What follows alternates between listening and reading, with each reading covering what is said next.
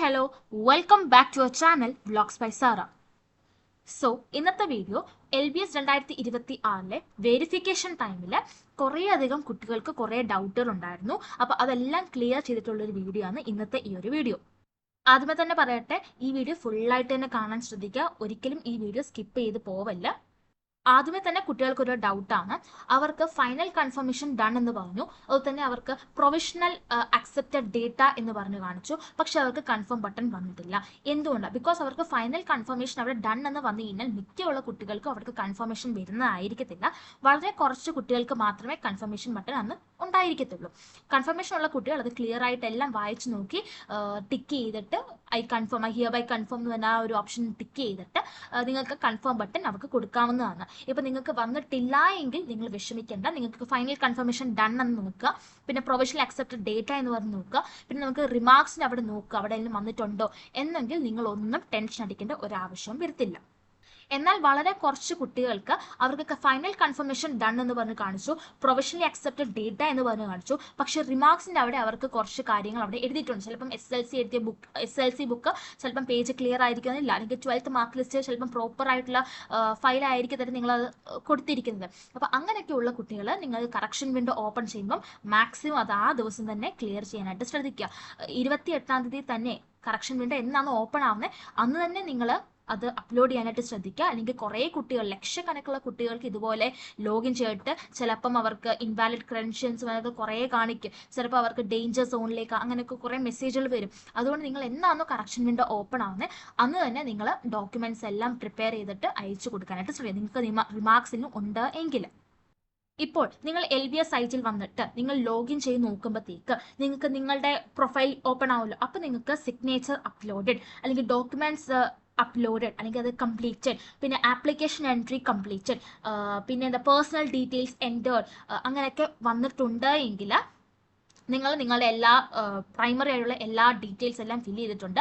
ഇപ്പോൾ ഇതിനകത്ത് ഏതെങ്കിലും നിങ്ങൾക്ക് ഇൻവാലിഡ് കാണിച്ചിട്ടുണ്ട് അല്ലെങ്കിൽ ഇൻകംപ്ലീറ്റ് അത് കാണിച്ചിട്ടുണ്ട് എങ്കിൽ നിങ്ങൾ കറക്ഷൻ ഡേറ്റിൻ്റെ സമയം, കറക്ഷൻ വിൻഡോ ഓപ്പൺ ആവുന്ന സമയത്ത് ഇതെല്ലാം നിങ്ങളൊന്ന് ശ്രദ്ധിച്ച് നോക്കുക കേട്ടോ.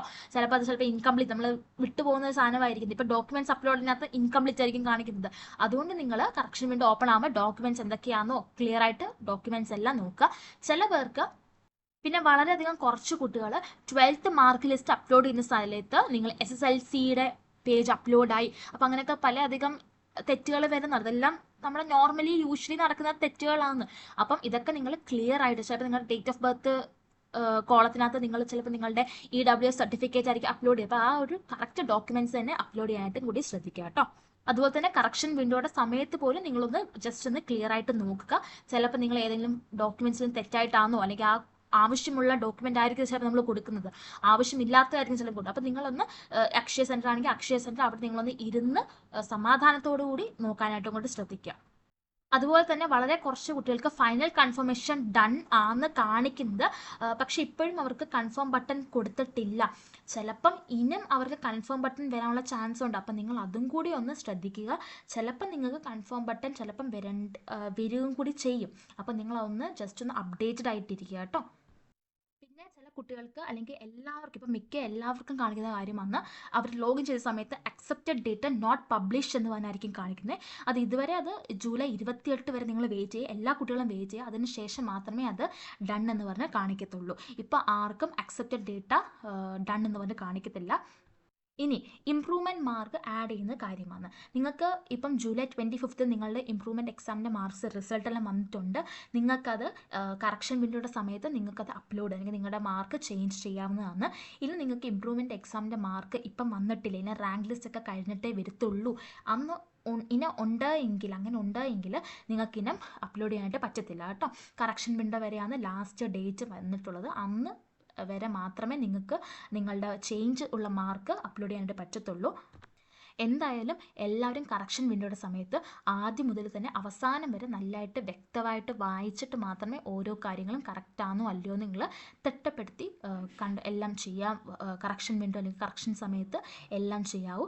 എന്തായാലും നിങ്ങൾക്ക് ആവശ്യമുള്ള ഡോക്യുമെന്റ്സ് എന്തൊക്കെയാണോ അപ്ലോഡ് ചെയ്യാനുള്ള ഡോക്യുമെന്റ്സ് അതെല്ലാം നിങ്ങൾ റെഡിയാക്കി തന്നെ വെക്കുക. കറക്ഷൻ വിൻഡോ ഓപ്പൺ ചെയ്യുന്നതിന് മുമ്പായിട്ട് തന്നെ റെഡിയാക്കി വെക്കാനായിട്ടും കൂടി ശ്രദ്ധിക്കുക.